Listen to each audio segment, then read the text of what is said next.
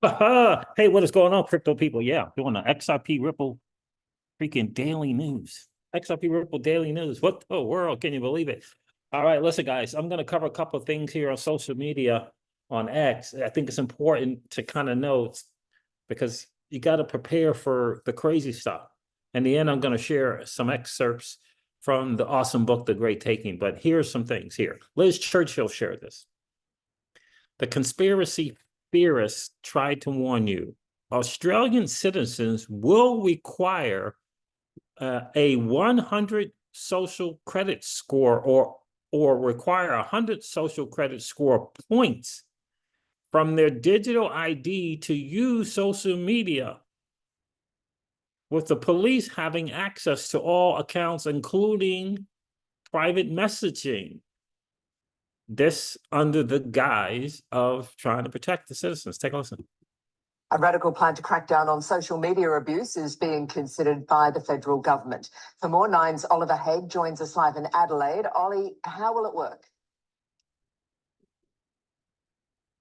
Layla, good morning. Essentially, it will work the same as a passport. Australians forced to submit 100 points of identification, like their driver's license or passport, when using social media accounts like Facebook and Twitter. Now, police would have access to those social media accounts, and it's all part of a crackdown on online abuse. Now, users could be liable for defamation suits or even criminal prosecution, and it's all part of a plan hoping to deter people from engaging in bad behaviour. Now, the recommendation were handed down by a federal parliamentary inquiry. They're reforms that are being considered by the Morrison government, with the chairman saying there is merit to remove the veil of being anonymous. Layla?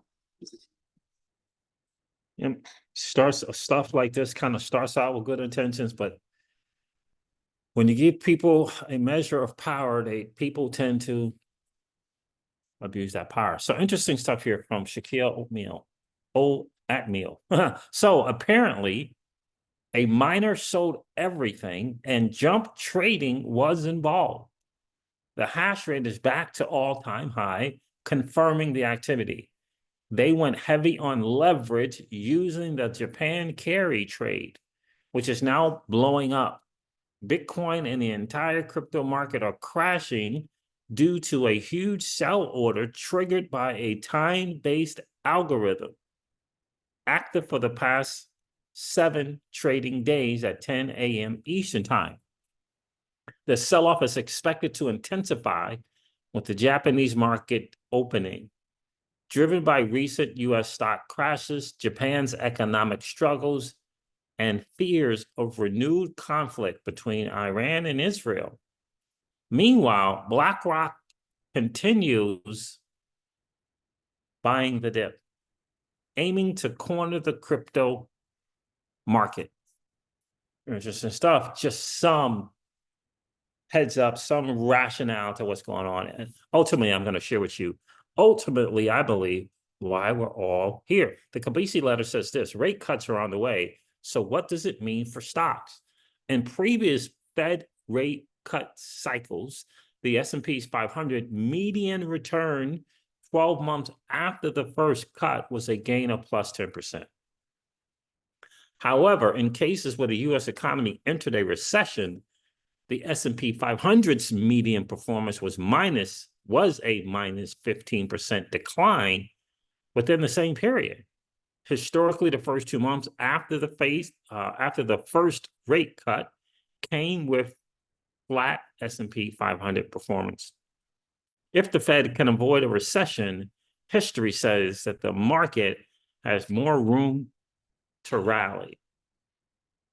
The Fed pivot may finally be here.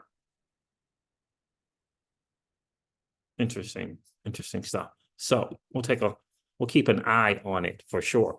This is just some word on the street, word on the street stuff about Joe Rogan. Apparently, he's suing MSNBC for $30 million for deceptively editing a clip of him to make it look like he was supporting Kamala Harris. In the clip, he was actually talking about how bad Kamala Harris is and how the media is lying to and gaslighting everyone to help Kamala Harris.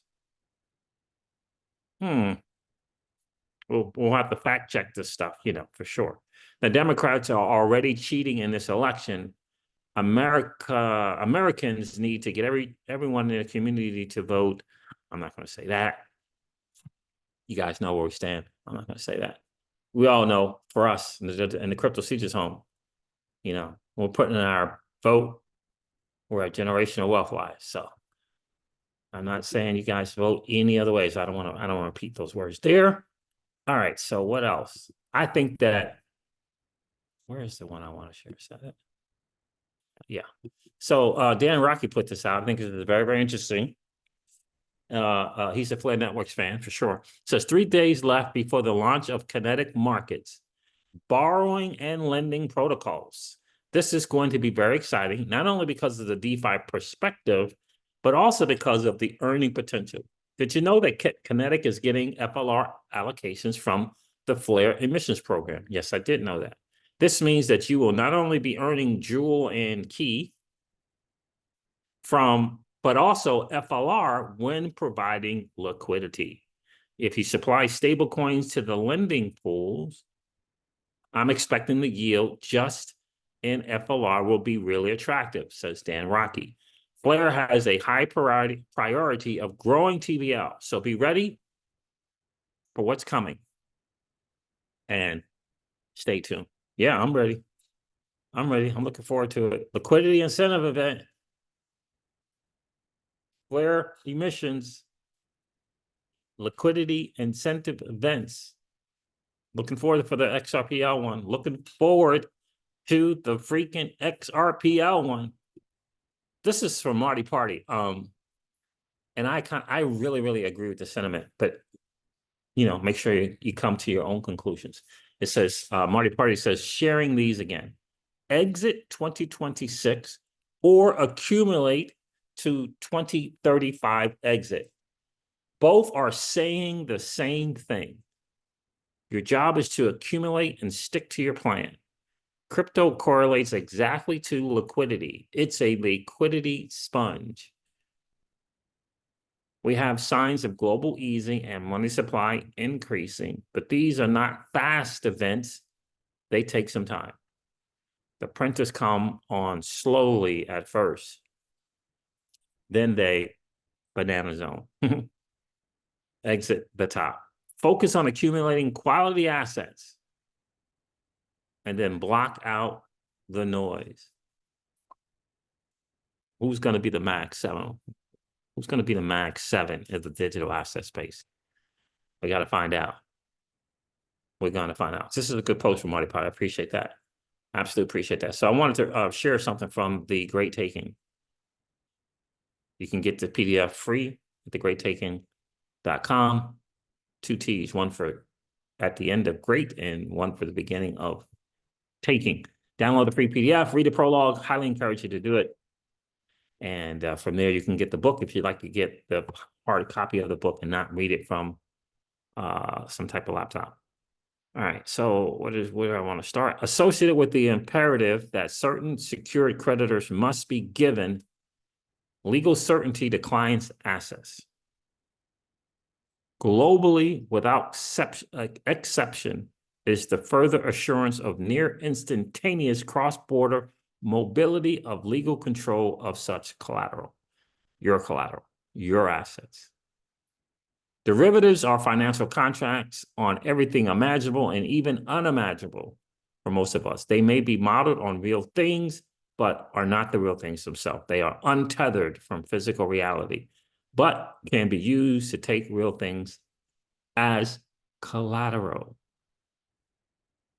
As we will see, the objective is to utilize all securities as collateral, and hence to have the real practical means to take all securities. And don't think that you don't own securities. By law, they turn these financial assets into securities. Because, like, for example, at Coinbase, you think you have digital assets, but ultimately you have a securities account, according to the user agreement for people looking to verify their wallets in that platform. And I also believe it's for the vault holders as well, if not for just regular people. That's in the user agreement. in one of the user agreements, I should say.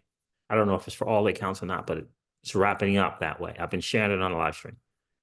Just understand that. As we will see, the objective is to utilize all securities as collateral and hence to have the real practical means to take all securities as collateral. Comprehensive collateral management systems have been implemented, which assure the transport of all securities cross-border through the mandated linkage of the CSDs or ICSDs, Central Securities Depositories, to International Central Securities Depositories, and onto the CCPs, which I can't remember what the CCP stands for. It's not what you think, where the risk of entire derivatives complex is concentrated. The supposed demand for this enormous undertaking is not being driven by true market forces, but by regulatory contrivance. A report published in 2013 by the Committee on the Global Financial System at the Bank for International Settlements, entitled Asset Encumbrance, Financial Reform, and the Demand for Collateral Assets, states the following: regulatory reforms and the shift towards central clearing of derivatives transactions will also add to the demand for collateral assets. But there is no evidence or expectation of any lasting or widespread scarcity of such assets in global financial markets.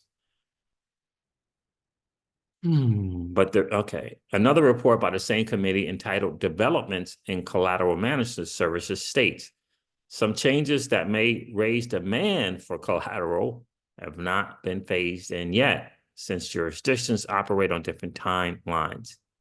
Okay. And furthermore, motivated by expected increases in demand for collateral stemming from regulatory changes. This is all lawyer speak. Collateral management service providers are evolving their service offerings in an effort to improve efficiencies and enable market participants to meet the collateral demands with existing and available securities. I can't emphasize enough. I highly recommend you guys to read The Great Taking. Go to thegreattaking.com, read, download the free PDF. It is fascinating. It will keep you on the edge of your seats. Once you understand the real deal of these CSDs to these to this ICSDs, to the CCPs, and ultimately to the central banks, the CCPs, secure creditors, and central banks. That's where it all ends. That's the end game. Here it says it right here.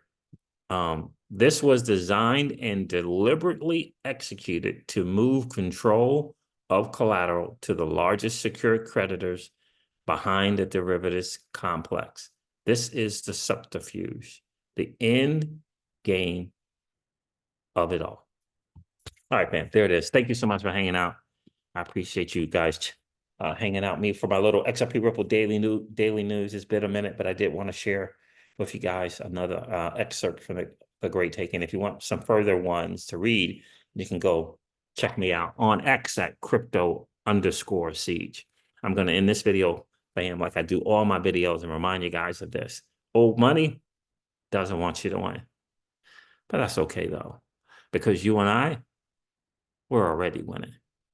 And I would ask you to consider this, or perhaps ponder the idea or notion of living your life permissionless. I'll talk to you guys soon. See ya. Bye.